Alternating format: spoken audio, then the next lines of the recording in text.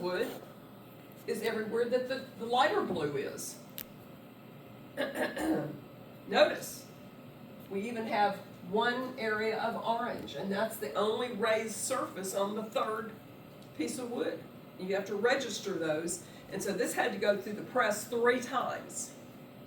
First was to get the first blue, second would be get the second blue, the third would be get the orange. Everything white was taken away in the recessed area, right? Printmakers have to figure out these things. It takes a lot of preliminary design and thinking to know what you're going to end up with. Plus, you have to think in reverse because the image comes out in reverse. Okay? So this is a multicolor wood cut. This is also a wood cut, a single run through the press because there's only black. But look at the line work, everybody. Look at Autumn. Golden Autumn is the title. This didn't take 5 minutes. This is a 25-inch by 24-inch piece of wood laid out horizontally, and the artist was using a very tiny wood gouge to make these very fine lines going many, many directions. Look at the age of the subject here, which looks to be like perhaps someone that's worked in the fields. Lots of hatching lines, lots of contour line. Everything in printmaking is a result of a line. It's not about flat shape, it's about line work, as you can see here. Now, this area here was left plain because that whole area got the ink. That's all one big shape that was left raised up on the wooden matrix. So you can just see the complexity of this woodcut. The simplicity, the complexity. Next up is an example of the traditional Japanese woodcut. We're going to see Leslie Powell's private collection of Japanese woodcuts that look as beautiful as this. The Japanese were masters at woodcut, all right? And we see some variations, and you can imagine this is 3 to 4 colors through the press, 3 or 4 different matrices.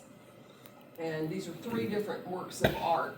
Hokusai, the great tidal wave.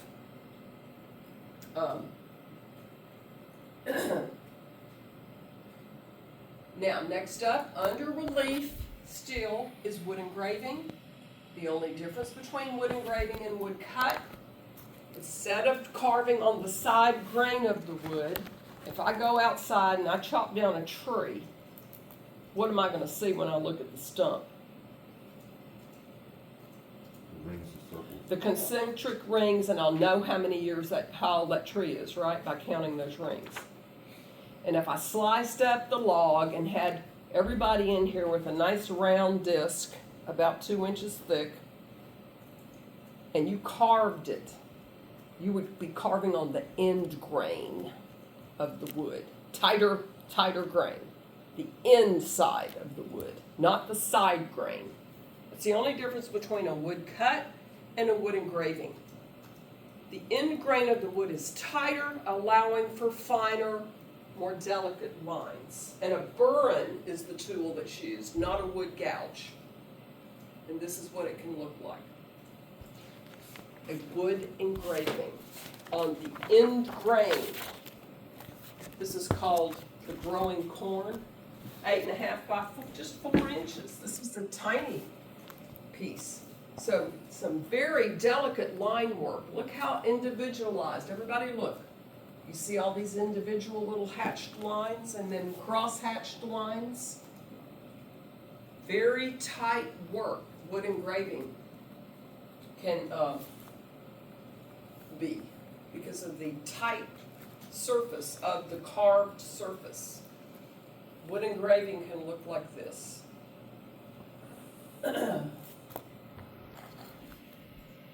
Okay, next category of printmaking is called intaglio. Intaglio, funny word. Intaglio is a matter of incising into a piece of metal. Many times the metal could be zinc or silver. Many engravers